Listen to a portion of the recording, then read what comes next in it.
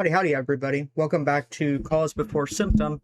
It is your esteemed guest host, Urban. I'm glad to have everybody back with me tonight. It is the 24th of July. Our Gertison said to get us started, it's the last July 23rd, 2026 we're ever going to have, and that is true.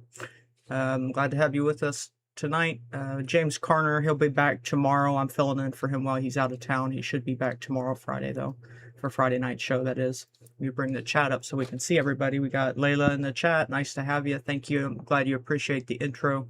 I really enjoy that kind of style. It's just usually the stuff that you find kind of in the corners of the internet that doesn't have a lot of traffic. I feel like there's a bit of an interesting vibe to it. So, Boots, how's it going? Boots says, how's it going, Urban and Warrior family? Glad to have you, be here with you. Let's hit the like button so that these podcasts can reach others. And yes, absolutely. That would be the best case scenario that any viewer can do. If you enjoy the show, just hit the like button and follow the channel.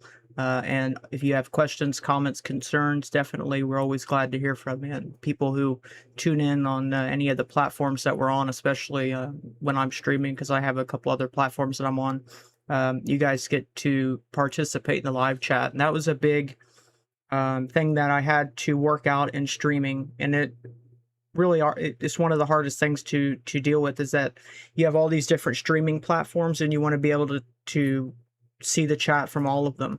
So you have to basically preferably have a PC, unless you want to spend money on a service, which is usually pretty expensive the more platforms you want to stream on. Rumble gives you a lot for free, so really credit where credit's due. Rumble gives you a lot of tools that you can use. Rumble Studio for free, and if you have a Rumble account, you can use it. It's very nice. Pretty much anybody could stream with that, and I recommend it.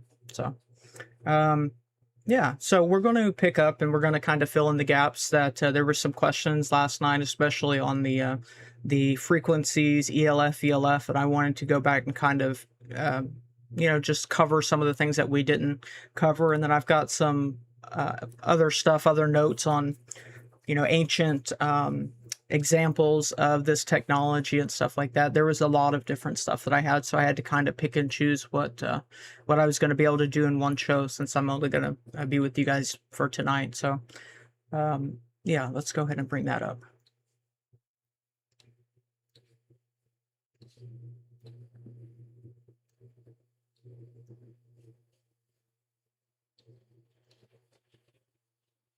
So we're going to talk about the basic foundations of the Earth's electromagnetic grid.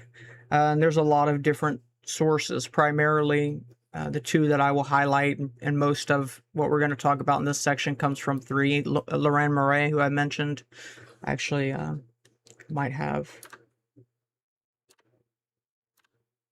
yeah, here it is, a slide. Let me put the chat away.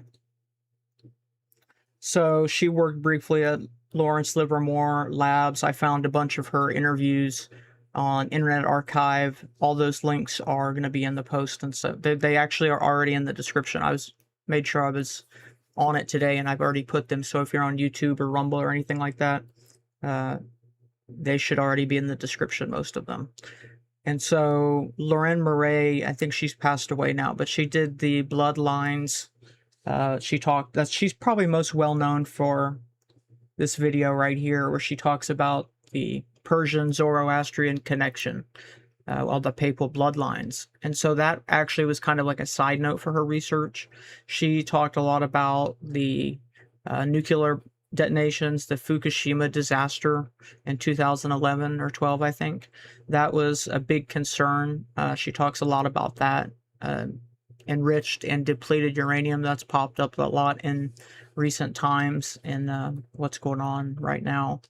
But she was in the hotbed of it all. Berkeley area, that's basically, well, Berkeley is a whole town, and it centers around the university, which is a national land-grant university, which means that the government gave them the land for that university a long time ago. In return, they're going to give weapons and do weapons research and weapons contracting for the military.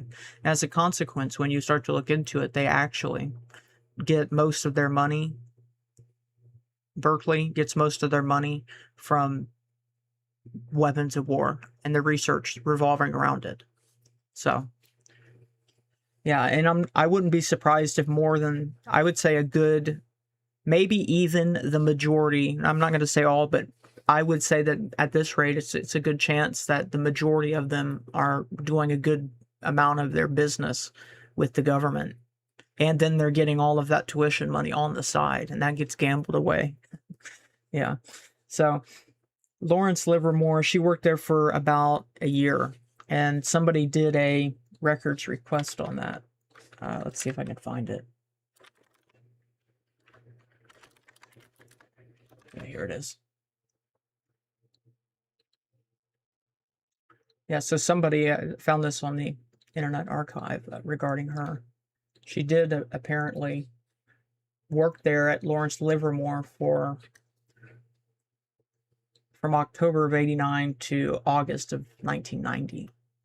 And so, as she described it in one of the interviews here that I just had flashed up on the screen, the way she describes it is that it's like the mafia. And so when you get in, it's very hard to get out. And I don't know, it's very interesting. So let's go back over here. But Lorraine Murray is one source. We've also got Bruce Cathie. He's written a series of books, one in particular called Energy Grid. I've got that slide somewhere else that's kind of further on in the show. We'll look at that in a little while. And then Joseph Farrell, who's written a lot of great books, Babylon's Banksters, Financial Vipers of Venice. Joseph Farrell, he's written a lot about how the Nazis had made use of this technology for the bell. That's kind of like a legend, the Nazi bell. They had some awareness of this technology around this, arguably the technology was probably, people were made aware of it earlier than Nikola Tesla.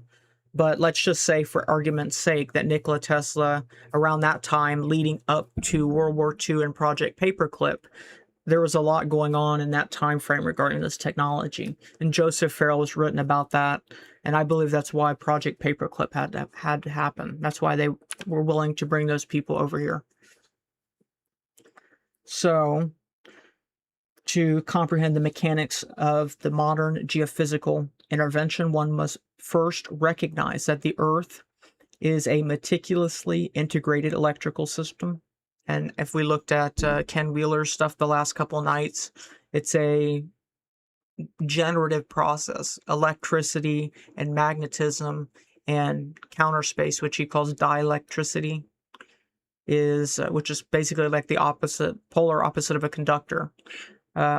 This is part of a system that creates electricity, creates light, creates matter, but it really does put things into perspective, because Nikola Tesla and quite a few others, James Clerk Maxwell, who was notable for his work in differential equations, his work in physics, but he is also the namesake of the Maxwell's demon thought experiment that we looked at extensively.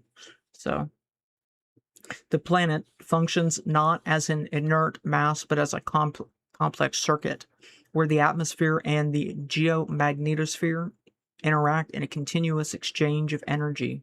Central to this architecture is the relationship between the ionosphere, which is the upper atmospheric layer of the Earth, and the Earth's magnetic field. The vital component of the system is called the Van Allen belts. That pops up a lot, which are defined by the following characteristics. First, the magnetic field lines. These bands are comprised of magnetic field lines generated by the Earth's internal core dynamics. It's a medium for high energy interaction. They serve as the primary medium where high energy particles are trapped and interact with both natural, anthropogenic, and electromagnetic waves. Turns out, Sarah on Substack says he will make fire from below rain down from above. Revelation 9:11. That's an interesting. It was funny because I was looking at that verse the other day, and I had thought the same thing that I'm thinking now is how coincidental it is that it's 9/11, but turns out that actually did happen in 1908 in Siberia, Russia, and so if you were alive at that time, you would have seen some wild things. We're gonna hopefully talk about that later if we get that far. There's a lot that I want to cover, but like I said, hopefully we get through all of it. Okay, let's see. Dynamic response. These belts act as a responsive layer that could be manipulated through the injection of highly charged particles. Now, recently, in recent times, they can do all kinds of stuff with meta particles, meta atoms. Pretty much any type of optics, meta lenses, meta atoms. They just add the prefix meta to everything. So while we're at that, I do want to highlight this real quick. One moment. To tell people what a meta molecule is.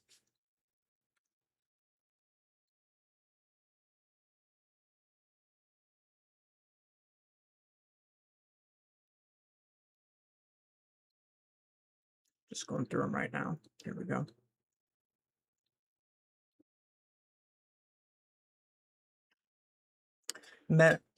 Shoot.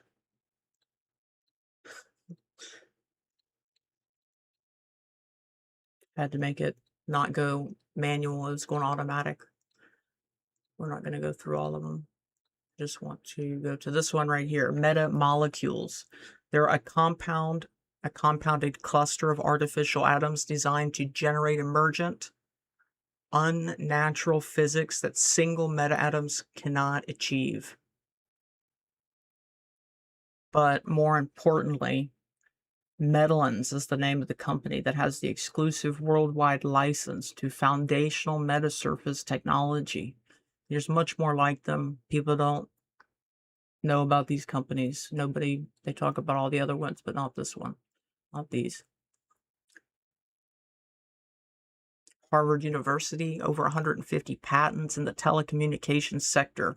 Vajra Surf project, that's important. That Vajra Surf project, that popped up in the 6G white paper. Because these are so small, we're dealing with nanoscale particles. They can be put into paint. When they pave the roads and they paint the new lines on the roads, it could be in the lines. Patent numbers. But that's what combine that with all of this other stuff. That's kind of the level that it seems we're at now. The injection of highly charged particles, metamolecules.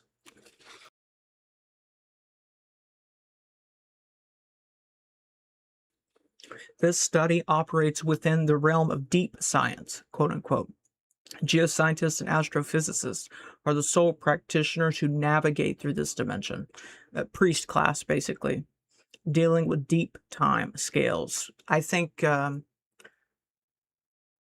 I might argue, just because I think their work is pretty interesting, the CCRU, which I don't agree with everything, the Cybernetics Cultural Research Unit, I don't agree with everything that Nick Land's got to say, but I'm saying that I think that the references here to the deep science and deep time, that's who they're talking about. And those are the people who seem to be the priest class to people like Peter Thiel, people like J.D. Vance.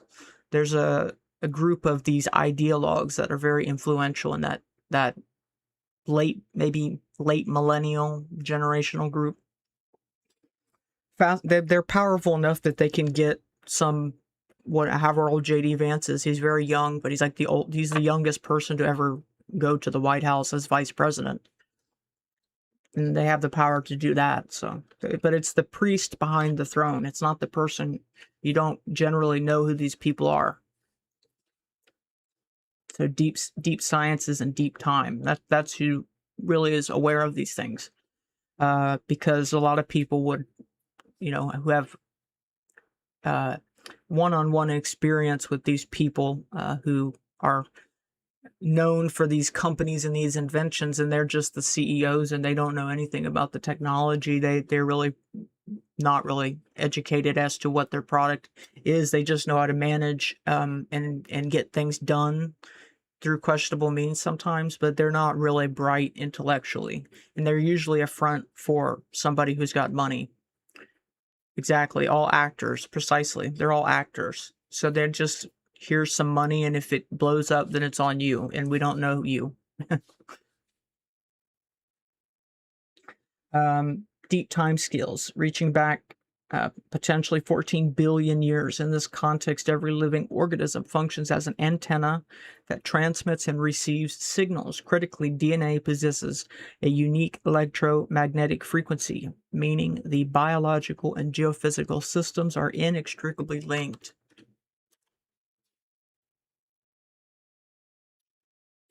So the number one most popular term that people are beginning to be aware of is HAARP, and then there's another one called GWEN, and these are both acronyms. Modern planetary intervention relies on massive antenna arrays, positioned at strategic, definitely strategic. That has to be made clear.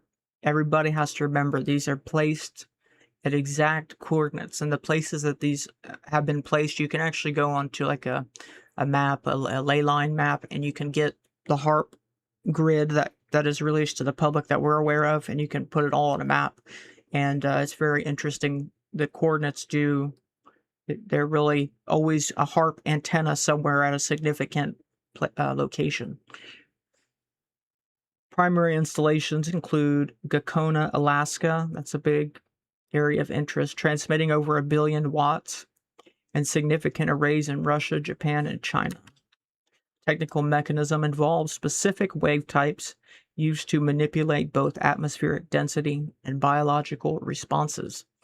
The following table defines these delivery systems. So the first is extra low frequency. They're called ELF waves. Or sorry, not extremely long. Yeah, extra low frequency. I got confused which word to read. Extremely long wavelengths used to resonate within the Earth's ionosphere cavity. That's the definition. And applications, they function as the primary mechanism for inducing mind control frequencies, because that's the same type of frequencies that are alpha, gamma waves, theta waves. People are aware of theta waves. You can use the binaural beats. It's called frequency following response. Interesting, if you go to the video that I did on the bicameral mind theory, I played a clip that I was actually shown this clip when I took psychology, and I remembered it. And it talks about split brain surgery, where people who have really bad seizures will get the corpus callosum, which connects the two brain hemispheres. They'll get it cut so that if one half of their brain seizes out, the other half can respond. This is relatively rare, but it's kind of an oddity. So they kind of set these little things up, and they were able to find out quite a bit about how the two brain hemispheres work that way. And I played that video, and so basically the gateway process or binaural beats would not work on a person who's had this procedure done, because what happens is you play with a tone in one ear and then a slightly different tone in the other ear. So you need two hemispheres to work together, and what it will do is something called frequency following response. So Boots, you're probably aware of this because I know you have a military background, but anytime a military marches, you march in sync. And when you used to do that back in the day, there used to be somebody who would play the drums, or like a drummer boy or something like that. And the reason is because any beat that you hear, and that you hear, if a group of people hear it, that beat will sync them up. And that's the basis of all hypnosis. Absolutely, the basis of all hypnosis is beats, and that is what makes music extremely powerful, to the point that nobody can deny that music is powerful. And you have to think about this no matter what you listen to. I'm not telling you what you should or shouldn't, but you always have to think about this in the back of your head, that anything you listen to, the beat is very powerful. Layla says on Rumble, in the cult that I was raised in, they played the same cult music videos over and over again. Yeah, absolutely, because it's the basic idea of conditioning is to repeatedly invoke the stimulus, to apply the stimulus. And there's very much, I would say pretty much no cases where any mammal at least would not be trained. Probably most other sentient life, slightly sentient life forms. It's a very universal principle. And if you really get into it, all of the stuff that we've covered the past couple of nights, beat is the basis of all of matter, because if you have a vortex going clockwise and a vortex going counterclockwise, that's it's like a phase of a wave, a sine wave. So that's extra low frequency. Carrier waves. Carrier waves are the underlying high frequency signal that transports localized data. They serve as the delivery bus for specific ELF frequencies across mass populations. So this would be a graphic I would like to show you, because I did a reading of chapter 1 of Robert Duncan's book, Project Soulcatcher.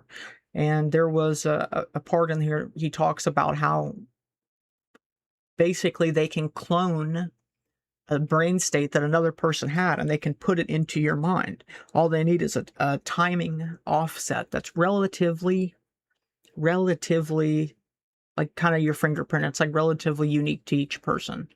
So let me find the thing real quick. I'll show you.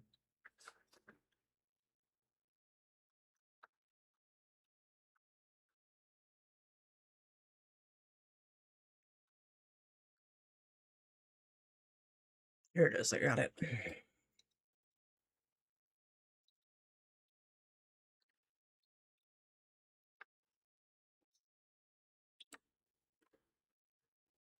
So this is the graphic here, but I'll read it first. It says network A is a simplified example of what a neural network might look like for a small feature. Each box represents the basic unit of a neuron, which acts as an amplifier, a threshold, comparator.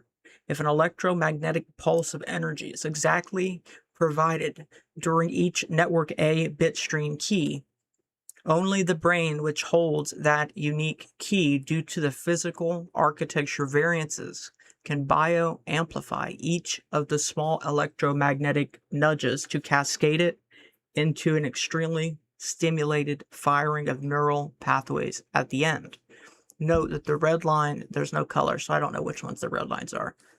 The red lines do not align at neural network B's moments of choice, i.e. their possibilities of amplification of their brain signals. Similarly, network B's bitstream keys are unique, and it would be extremely improbable that it would exactly match network A's in the above example. The probability that another network exactly matched another of the same size with that frequency resolution is 1 out of 2 to the 36th power. That's extremely improbable, even given current human populations. These unique variances of human brains are the encryption keys that allow one to dial in a specific individual and brain function. So that's what it looks like. So these kind of are effective. Its time is going to the right. And so you have to kind of match the specific neural firing, the off-putting or the offsetting firing of the neurons. And this is roughly unique, and I'll read that number again. It says the probability that another network exactly matched another of the same size with that frequency resolution is 1 out of 2 to the 36th power. So 1 over 2 to the 36th power. A very small percentage.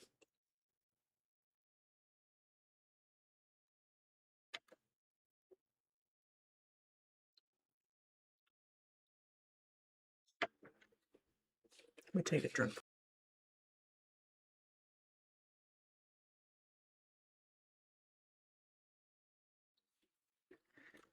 Tectonic warfare. Advancements in electromagnetic research have facilitated the application of tectonic warfare. By heating the ionosphere with high-powered transmissions, researchers can destabilize fault lines that are already under stress. Researchers at MIT and Los Alamos have confirmed a 5-day lead time for these events. This lead time is characterized by an anomalous heating of the ionosphere and a sharp increase in electron counts, as recorded by the 5 Los Alamos geosynchronous satellites. A triggered tectonic event is identified by the following fingerprint of indicators. Foreshadowing events, strategic quakes occurring at the same latitude or in mirrored locations. An example is the Nagata quake preceding the Fukushima disaster. Magnitudes beyond historical records, events exceeding the parameters of the last 150 years of data and research, such as the 9.1 magnitude recorded at Fukushima, a magnetometer, and satellite anomalies. Japanese scientists utilize magnetometers to measure specific radio and ELF wave signatures transmitted immediately before the crust popped. Historical case studies suspected of being HAARP-triggered events include disasters in Fukushima, Haiti, Kashmir, Kobe, and Sumatra. This is what Lorraine Murray, her work was primarily concerned with this. This is kind of because I wandered into it based on the bloodline stuff, and then I found out about this going back and looking at her other material. Layla says they played the cult videos that the cult created over and over again. That's all we ever watched, and I think that's what it was. You'll have to I'll have to look at it later. I think I can go back and get the link though. So yeah, sounds all too familiar too. Atmospheric manipulation, military rainstorms. Weather modification is a demonstrated military capability. The 1999 Oklahoma tornado event serves as a primary example of man-made weather, displaying characteristics that defy natural meteorology. And there is a link I'm going to put in the description, or I'll have to probably put it in the Substack post, but I encourage people to check it out because there is a viewer who was kind enough to put together some material and forward it to me of different radar recordings and stuff. So I'll make that link in the Substack and put it in the YouTube and Rumble and stuff, so anybody who wants to look at it. So here's a comparison: natural versus HAARP influenced tornadoes. In a natural tornado, the wind speed's about 100 miles per hour. Diameter, approximately 1,200 feet. Air density varies by atmospheric pressure. The pathing is erratic wind currents, HAARP influenced. Now, that's about 300 miles per hour, 3 times historical normal. Diameter, a mile or greater. Air density characterized by cold, dense air, straight from hell. Pathing, straight, parallel lines southwest to northeast. These arrays are also used to create military rainstorms. These engineered storms are designed to wash the atmosphere, often mixing Fukushima radiation, dust, she called it Wigner dust, with chemical agents like Corexit. This synergistic mixture multiplies the devastating effects on the population, concentrating agents over specific regions to facilitate land grabs or depopulation. Stuxnet, cyber physical interface. This is kind of a interesting part. The most sophisticated operations involve a 1-2 punch of physical and cyber warfare. Central to the infrastructure failure at Fukushima was the Stuxnet virus code developed by the US and Siemens, or Germany, at the Idaho Nuclear Engineering Lab. In the Fukushima disaster, HAARP provided the physical catalyst, that being the quake and the tsunami, while Stuxnet ensured the infrastructure remained non-functional. Sabotage of backups. Stuxnet, which was detected in 63 Japanese computers months prior. Sabotage, the backup cooling controllers. Real-time code corruption. As Japanese engineers attempted to correct the corrupted code, the NSA or orbital satellites would change the code back in real time, preventing the pumps from cooling the reactors. Or an AI. Again, she was probably not able to factor AI into the equation as much as we can today, but it could have just been some type of AI model. MOX. Reactor 3 was secretly loaded with MOX, or mixed oxide fuel, a highly unstable uranium-plutonium mix. In September, before the quake, this led to a nuclear event, a high-velocity explosion, rather than a simple hydrogen blast, scattering fuel rods miles from the site. The synergy between tectonic triggering and cyber sabotage enables total unrecoverable failure of sovereign infrastructure. Okay, so we're actually now going to go to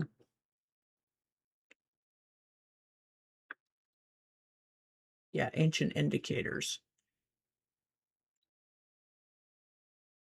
So we talked about Ken Wheeler's stuff the past 2 shows that I've done, but just to recap, mainstream quantum mechanics, the way that Ken Wheeler views it, it's basically all wrong. It's kind of a cult, which we all know. It's more of a Kabbalah cult. It's all built on Kabbalah. That's the truth, is it's all built on mysticism. And that's even what some of the early Maxwell and Nikola Tesla, they understood this. Built on they literally do have a virtual particle. It's called a virtual particle. So non-existent particles, whereas the raw truth of the universe, it operates on ether modalities, magnetism and dielectricity. Ken Wheeler exposes magnetism not as an attractive force, but as a spatial, radiative discharge of the counter-spatial radial dielectric field. The ancients knew this exact physics thousands of years ago. Wheeler himself brutally acknowledges that if you were to show the dielectric inertial plane, that being the center of a magnet where no magnetism exists, to an ancient Platonist or Egyptian metaphysician, he would proclaim forthwith that this was the universal fulcrum sitting at the middle of all space, antimides and becoming. The ancient Greeks recognized the vortex mechanics of the ether. Plato explicitly dismissed the illusion of magnetic attraction, stating that circular thrust operates in all of these instances. Pre-Socratic philosophers understood that this was not mechanical particle exchange, but rather an immaterial field mediator, an alchemical manipulation of ether. The ancient Hermeticists and builders of the global grid treated the Earth itself as an alchemical retort, fusing the sulfur of cosmic energies with the mercury of Earth's spirit, a literal macro manipulation of Wheeler's magneto-dielectric physics. This is not actually Ken Wheeler's. This is from Miru Foundation, which is a fascinating, it's called the Miru hypothesis, the idea that there is a very real basis to consciousness evolving and, civilization popping up with the development of the alphabet, and potentially the alphabet being based on hand signs, which he has a lot of these graphics which bring into the torus fields. He starts to look into the torus field as one of the oldest symbols. That's why if you look down here in the corner, you see the apple. Maybe that's why it was an apple, because you have the seed in the middle of the apple. Let's see if I can zoom in.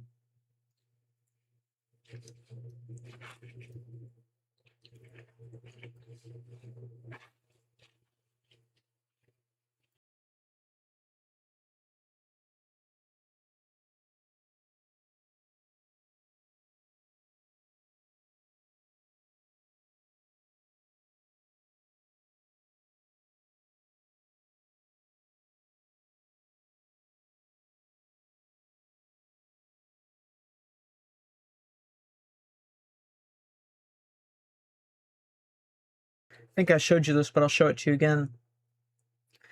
From the book De Divina Proportion, about the divine proportions, the golden ratio. The book was by Luca Pacioli in 1509, but the book was illustrated by Leonardo da Vinci. On the left, you can see space, and on the right, counter space, or negative space. Dielectricity is counter space, and it says only 2 copies exist of this work.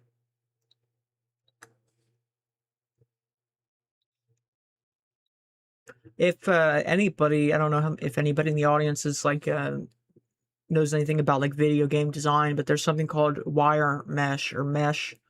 Mesh is a term that pops up quite a bit. Mesh is like a fabric. It's like the ether almost. So I think they've just kind of done a knockoff where they just rebranded these terms with their own terms so that people don't know what they're talking about. Okay, before we even talked about Ken Wheeler's stuff, we talked about Malcolm Bendel's Molten Sea Arc, and that he named it after Solomon's Molten Sea and the Vajra turbine torus. Malcolm Bendel's Molten Sea Arc Atomic Reconstruction Technology, MSART, M-S-A-A-R-T, shatters the illusion that biblical and Vedic texts are mere religious allegories.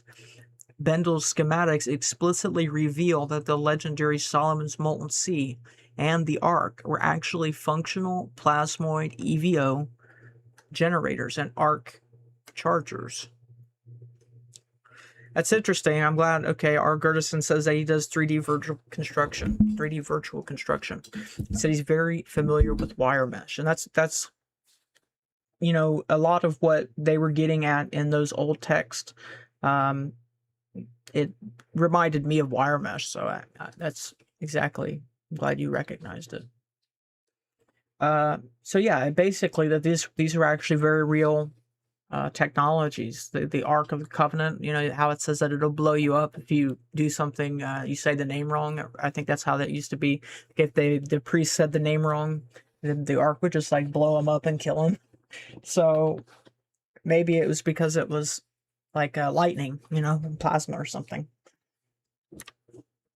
Bendel's technology utilizes the exact sacred geometries worshipped and encoded into all of the ancient cultures to create an implosive tornado plasmoid, an ITP engine.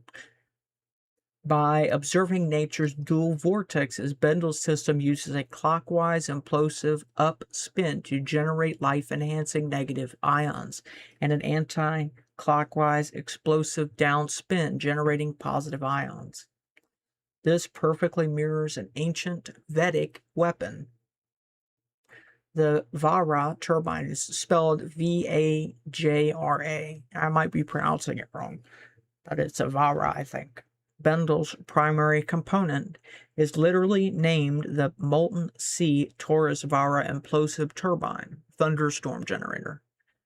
And there's videos of it. You can even see him making it. So he's got all kinds of documents that shows you how to really do this.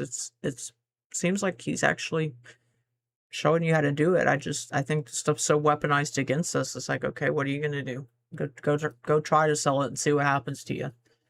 The ancient Vajra was not a mythical thunderbolt. It was a blueprint for a waveguide aperture, a toroidal resonance chamber designed to capture exotic vacuum occurrences, EVOs, and self-generating clusters of plasma that manipulate zero-point energy to transmute matter. Solomon's Molten Sea was actually not a ritual bath. It was a mathematical translation device, extracting elemental energy from the ether using cosmic harmonics. And here's the Vajra.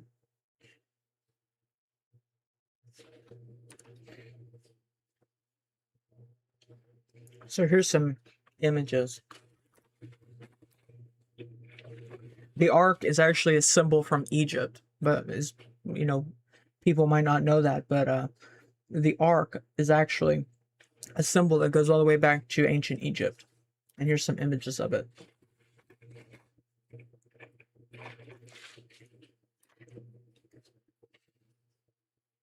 And I don't remember what that was from. It was from a Bible dictionary, I think.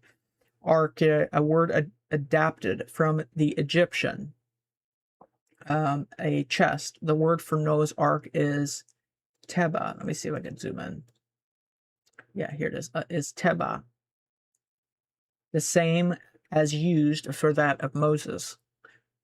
An oblong chest of acacia wood, gilded, 45 inches long, 27 wide, and 27 deep. Here's another entry.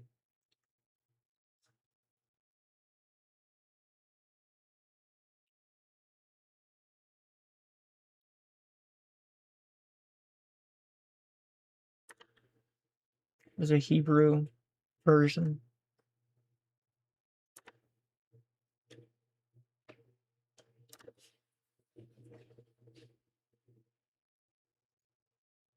Alchemical architecture.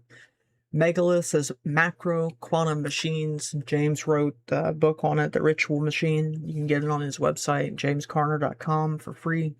It's a digital download, but he talks about it. He talks about the very same thing, because it's pretty much, you know, if you look down on these megaliths and you look at them from the sky, which, albeit that was not possible up until recently that we know of.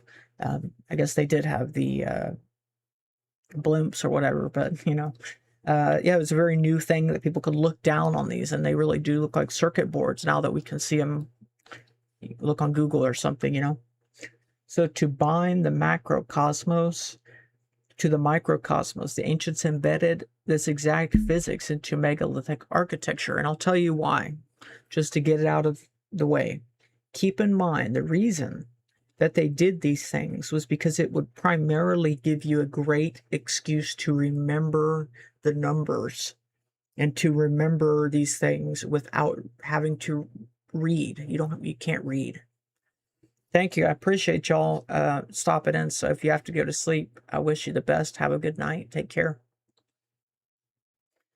So yeah, it's basically another reason was when you go back to sailing and navigation, when people were out at sea, they actually did develop, some people developed ways to get around, and they did that because for the longest time before it was Greenwich, England, that was the prime meridian, the center vertical meridian. It used to be the pyramid, and that was something that people would be able to navigate by. They would navigate because they knew where to do the math that way. Because you have to have, they knew how to do the math. It would take them a while, but they did the math fine. So they knew how to use the numbers, just not so much reading. And then maybe some of them did. I'm not saying they didn't. But what they would do is they would be able to memorize where the pyramid was as the prime meridian, calculate their time based on that, and then they would be able to calculate with a sextant or something like that for the latitude. But if you haven't ever looked into just the story of time and how they learned how to navigate and how old the struggle is to learn how to navigate efficiently, it's very fascinating. Because they learned a lot of these things and they encoded them into these megaliths, and they probably do have larger properties. We do know that they have optical properties, crystalline properties, quartz, and stuff like that. So these are very literally powerful. It's not like it's not as much of a metaphor, I don't think. I don't think you would spend so much to put something like that together. As a matter of fact, the pyramid is a symbol for society itself, because it was those projects where they put together infrastructure to build those projects that I believe was one of the ways that society was born. It's like, how do you start to organize things? Well, you have to organize a big project, and it brings everybody together into a first society. So that's the Tower of Babel. So the Great Pyramid, according to Torsion physics, the Great Pyramid of Giza was constructed as a colossal coupled harmonic oscillator embedded with innumerable quartz crystals in its limestone and granite. The pyramid functioned as a massive piezoelectric capacitor and a dynamic torsion gate designed to couple with the physical medium of the ether itself. Nabla Playa. Far from a primitive Stonehenge, the megaliths of Nabla Playa, circa 16,500 BC, encode the numerical, like I said, coefficients of the constants of modern quantum mechanics in stone. It's actually an alchemical lithograph of a unified physics that merges astrophysical, celestial mechanics with subatomic particle physics, a holy grail of science that our current era has not achieved. Crystal optics. That's the ancients really believed that the sun was a type of crystal. They didn't believe it was like a ball of fire. They believed it was a perfect crystal. Crystal optics and the divine fire. The ancients possessed highly sophisticated optical technology, using flawless ground rock crystal lenses as early as 3300 BC. These lenses were not used just for microscopic carving, but to draw down the solar fire by concentrating ambient light into high-energy nodal points. These crystal lenses acted as a macro-level initiator. The legendary Minuan double axe, or the Labrys, Labrys, Labrys motif, is literally the shape created by the optical interference pattern of a burning lens focusing the sun's rays. Cycle of destruction. Evidence is unassailable. Wheeler's dielectric inertial planes and Bendel's torus Vajra plasma turbines are rediscoveries. They're rediscoveries of the science of the adepts. The global elite of I don't know why these big words, sometimes even they get me. I'm not going to say that I've gotten to the point where I can perfectly read all these big words. The global elite of antiquity possessed a hyperdimensional unified physics, utilizing toroidal plasma implosions, piezoelectric megaliths, and pristine crystal wave guides to capture zero-point energy and control the planetary grid. This was not a mythological era of gods. It was a terrifyingly advanced epic of thermonuclear theurgy. We know, and we covered Ringmakers of Saturn very briefly. It's a very advanced book. But electromagnetic vehicles is what Norman Berggren called them. He said that they had to do with the rings of Saturn. So how old are these things? We have no idea, but I think they're very, very old. Okay, so yeah, it was an advanced epic of thermonuclear theurgy and alchemical machinery that destroyed itself, leaving behind only shattered stones and cryptic texts for modern men to blindly reinvent.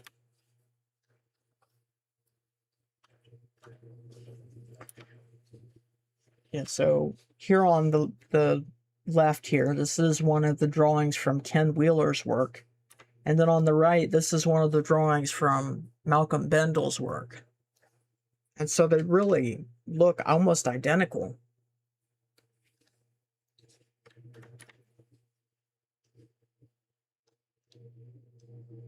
So now, yeah, let's go down here. So this is going to be, it's already on Odyssey, the link's right there. But there's a dictionary that I uploaded to Odyssey where you can share files, the Tesla conference reports, and a dictionary of advanced energy terminology. Then I also have the one that I put together. It's like almost 600, 700 words on the directory of human husbandry that I made. So those two together, if you just take these, you'll have plenty of reference if you need to know what these terms mean. And these are pretty good. They give you, for instance, there's G right there. Coherence, capacitance, some images and stuff. Here's some of the general contents. And that's who compiled it. It just when I found the file, it listed the guy's contact information, so I figured I would share it.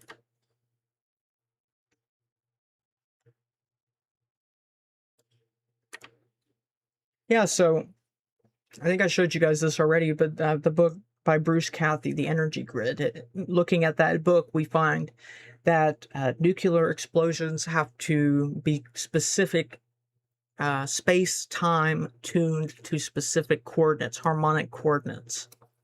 So he says, where the E equals mc squared equation can be physically fulfilled, places where that can happen. Tests at Bikini Atoll, Eniwetok, Miroa, and the Australian outback were executed at extremely specific latitudes, like 695 minutes of arc from the equator, to match the reciprocal harmonic of the speed of light, which is 6,944.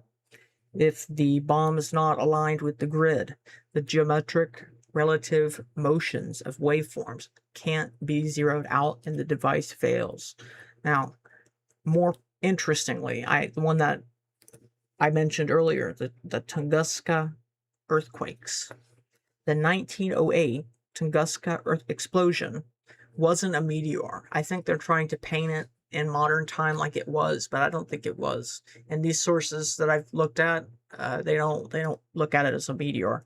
There's not any indications that it was a meteor. Maybe something exploded in the air, but whatever that was, it executed sharp controlled turns before detonating, proving that it was some type of guided entity, either a ship, extraterrestrial ship, or a massive survey peg blasted into the grid to recalibrate the system.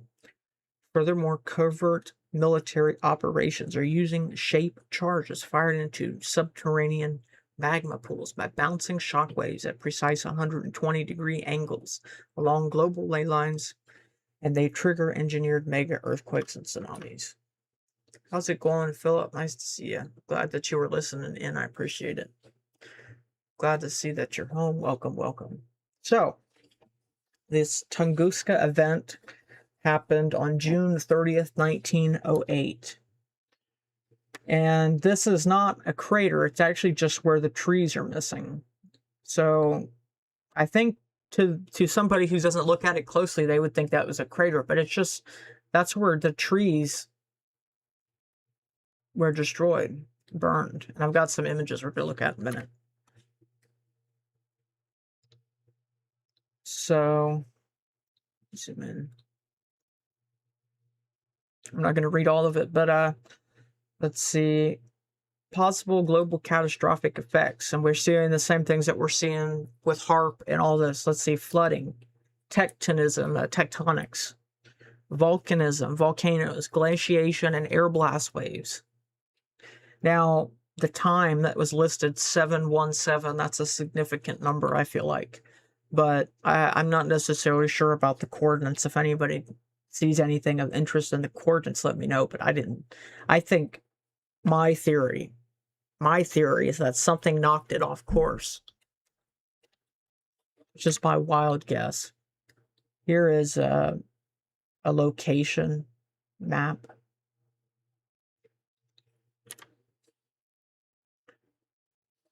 Let me move myself over. Yeah, on June 30th, 1908, a giant explosion flattened over 800 square miles of forest near the Tunguska River in Siberia, Russia. The area of the blast was extremely remote, but the devastation was immense. An estimated 80 million trees were flattened and whole herds of deer wiped out. The magnitude of the blast was thousands of times greater than nuclear bombs dropped on Hiroshima, and its impact was felt as far afield as Great Britain. Had it occurred, this is what got my interest, had it occurred just minutes later, it would have destroyed the whole of St. Petersburg and killed millions of people.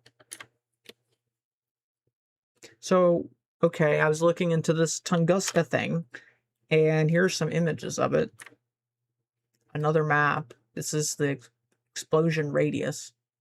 Let me zoom in on it so you can see the scale. But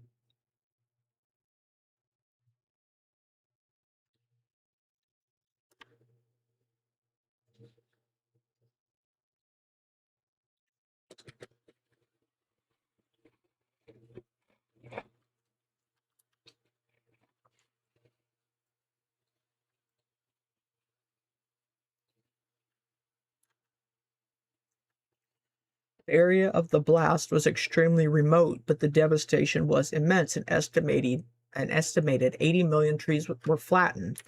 Whole herds of deer wiped out. The magnitude of the blast was thousands of times greater than the nuclear bomb. And again, the impact was felt as far as Great Britain.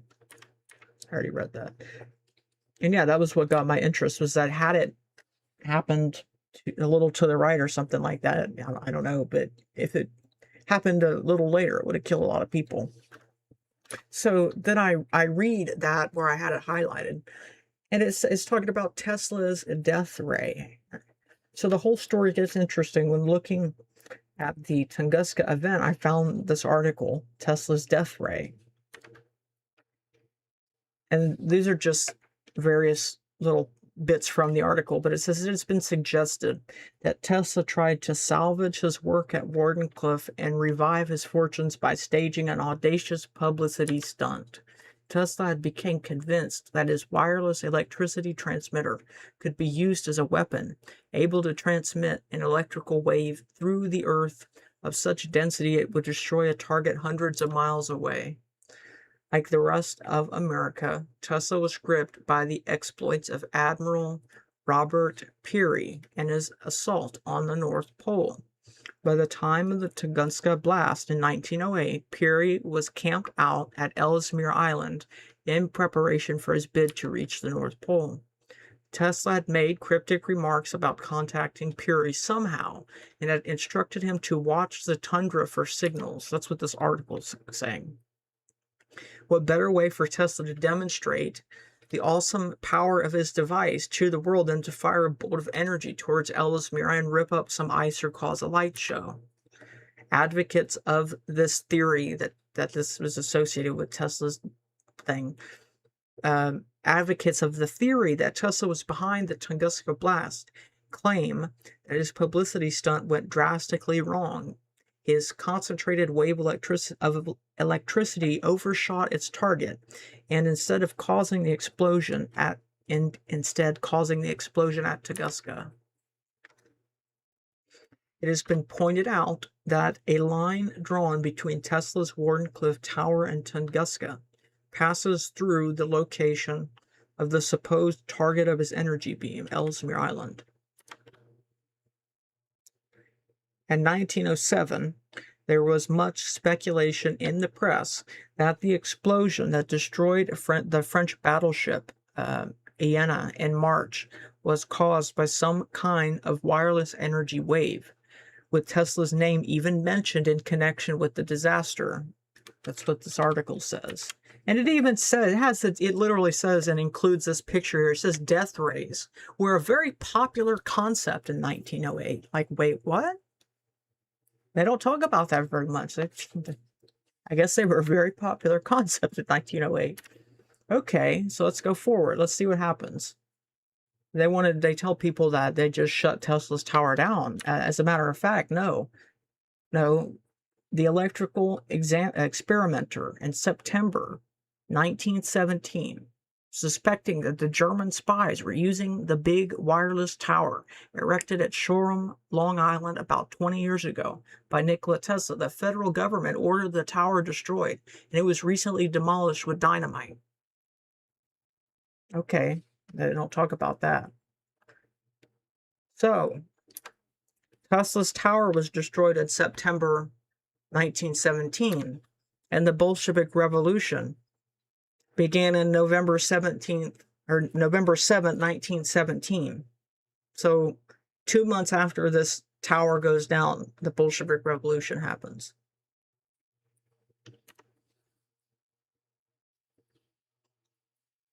So I'm going to kind of close it out with this last subject, the fact that the Nazis had very likely been able to use this technology. And I think that's where this Nazi bell thing comes from. That's one reason that I think that's true.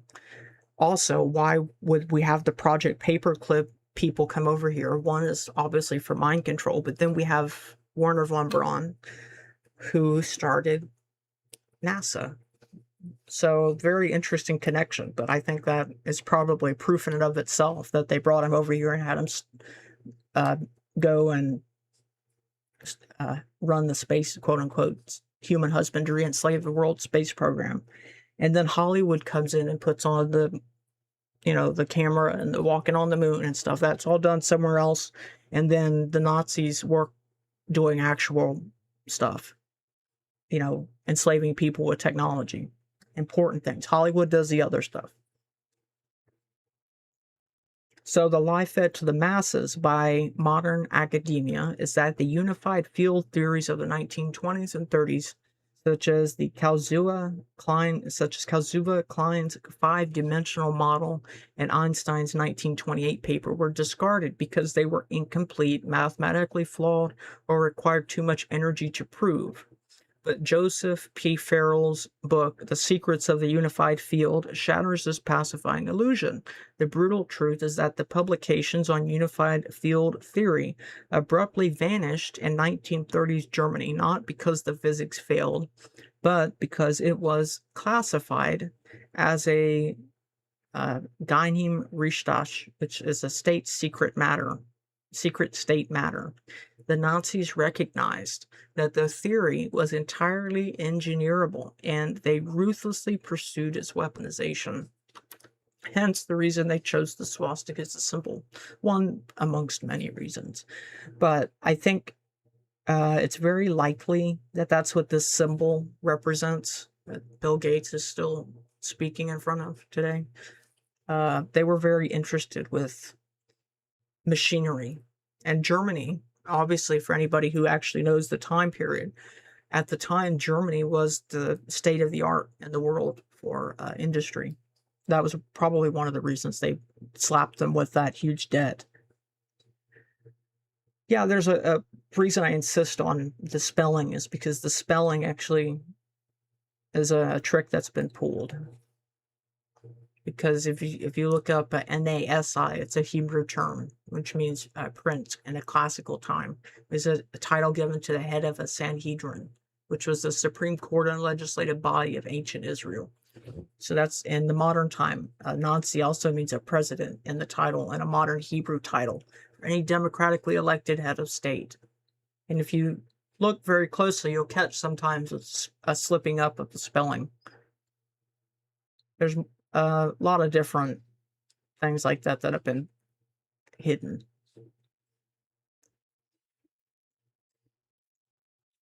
So the book that we're talking about is The Unified Field Theory is one, and then this is another one. He wrote another book called The SS Brotherhood of the Bell. So a summary.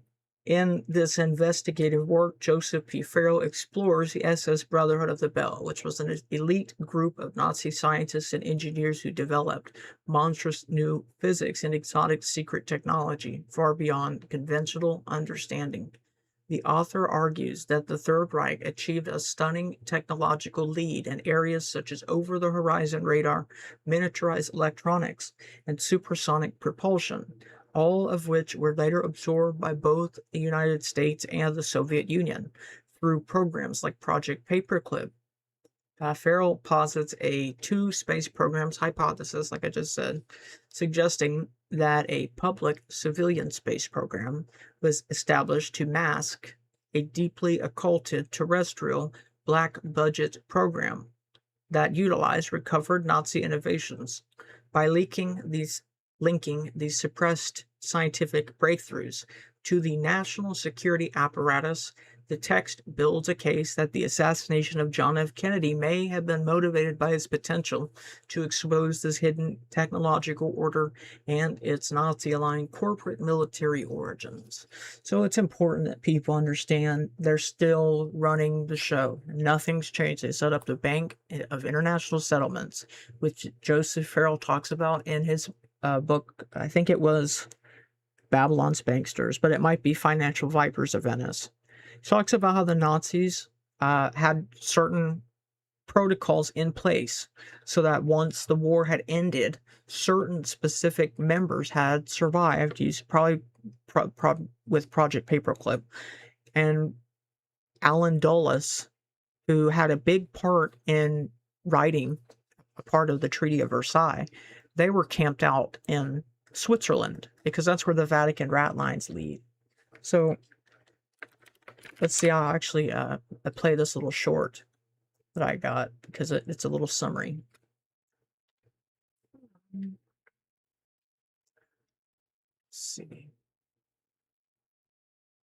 The short that I'm going to play is from the documentary, which was like one of the first documentaries that I ever watched that kind of got me interested in all of these conspiracy theories topics. It's called Everything as a Rich Man's Trick, and I think I played it on this channel a long time ago when I was guest hosting, or maybe I was not available when I played it. But yeah, let me go ahead and do it. Judgment. Supposing you were in business during that war and the contract you had with the government to supply the troops with tin hats or boots or uniforms or gunpowder was netting you millions every year in profit. And then one day the war ended and your money stopped completely. What do you think your attitude to war might be? That war was good for business was not the only lesson the ruling classes learned during this period. The Russian Revolution of 1917 terrified rich people all over the world. Watching Lenin and Trotsky taking over such a vast area of the globe, the kings and queens of Europe's tiny sovereign states in particular became extremely nervous. The question on all their minds was, supposing the communist success in Russia should inspire their own working class to rise in revolt. Many of the crowned heads of Europe, like England's George V, had been related to Tsar Nicholas, and the brutal execution of the Tsar and his family, particularly the bayoneting of his young daughters, sent a shockwave through the upper classes of every nation. Did a similar fate lie in store for the royal families of Holland, Sweden, Spain and England? This question was lying heavily on the thought of the elite when the First World War ended in 1918, and it had the effect of focusing the minds of the new Illuminati bankers and industrialists on the question of what to do for best with a defeated and dilapidated Germany. The population were poor, penniless and worn out, yet the German economy still contained some of the most sophisticated and expensive industrial stock on the planet. The Illuminati sensed an opportunity. Supposing, as the world's first international businessmen, they could get their hands on Germany's steel mills, her coal mines, her factories, ports and her shipbuilding industry. Over the years, certain names have become very familiar to those who maintain an interest in the Kennedy assassination, none more so than Alan Dulles, whom Kennedy fired after the Bay of Pigs disaster, and yet later he somehow managed to chair the Warren Commission, which was supposed to be investigating Kennedy's death. Something few people know, however, is that Dulles and his older brother John Foster Dulles wrote the Treaty of Versailles. They were both lawyers of Sullivan and Cromwell, and it was largely they who decided that the German people must pay war reparations totaling 135 billion marks. A mind-boggling sum at that time, which today translates into 250 trillion. When this was announced, the legendary UK economist J. Maynard Keynes maintained it was a ludicrous sum, and he did a swift calculation from which he reasoned that it would take Germany until 1988, 60 years hard labour, to pay it off. And interestingly enough, that family is very interesting. We mentioned them, I believe, when we did the City of London episode a couple months back. But the Dulles family, you had Alan Dulles, who is the head of the CIA. Him and his brother were Sullivan and Cromwell. They were influential in drafting parts of the Treaty of Versailles, which is part of it that nobody knows. And his brother, John Foster Dulles, I believe, was Secretary of State. But then there was a nephew.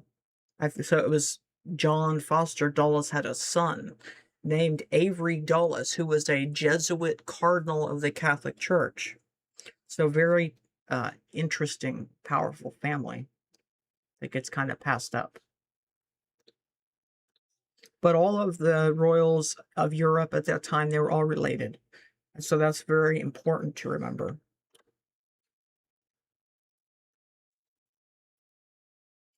the swastika tensor in the bell. It's a blueprint for torsion physics. The most sinister revelation unearthed by Farrell is that the Nazi swastika is not a mere political logo. It's actually a literal hyperdimensional physics ideogram. The swastika acts as a simplified schematic of rotating vectors of stress in the physical medium that sum to a zero translation vector. It illustrates how forces can converge and fold space-time upon a central null point. In a wheel, it's like the hub and the axle, the center of the wheel. Nobel laureate Dr. Walter Gerlach, an expert in spin polarization and gravity, effectively sold the SS on funding the forbidden physics by utilizing the swastika as a representation of the torsion tensor by framing Einstein's 1928 mathematical torsion tensor as the swastika tensor. Gerlach bypassed Nazi ideological prohibitions against Jewish physics. Remember, I told you that they were well aware that all of the quantum physics were Kabbalah in origin. That's what they said. They don't want Jewish physics. Allowing the Third Reich to secretly engineer localized space-time curvature. Die Glocke, which means the bell, as a hyperdimensional torsion engine. To test and weaponize these physics, SS Obergruppenführer Hans Kammler's Black Projects think tank constructed their most highly classified device, the bell, or Die Glocke. Die Glocke, I'm probably saying it with less anger. Operating under the code name Project Kronos, or Project Time, the Time Project. The bell was not a conventional aircraft or a mere plasma trap. It was a hyper-dimensional machine designed to maximize torsion shear effects, which is the literal folding, spiraling, and pleating of the space-time fabric akin to ringing an aluminum soda can, like a dish rag, until it cracks. It's an interesting analogy. To achieve this maximum torsion shear, the bell utilized two counter-rotating cylinders stacked one on top of the other, spinning at hundreds of thousands of revolutions per second. It was pulsed with extremely high voltage direct current and alternating current to radically stress the physical medium. The geometry of the bell was grounded in a modified Kaluza-Klein unified field theory, which mathematically required a cylindrical geometry to manipulate its five-dimensional space. Alchemical transmutation and superdense matter. We've got IRR Xerum, XERUM 525. Alchemical transmutation and superdense matter. Inside these counter-rotating drums was the bell's fuel, which is an enigmatic compound known as IRR Xerum 525. Farrell reveals that this was a heavy purplish red liquid gooey substance, heavily resembling the mythological baleotecnic explosive red mercury. Mercury is interesting. Xerum 525 was likely a salted amalgam of mercury doped with heavy radioactive isotopes like thorium or barium, and possibly bismuth.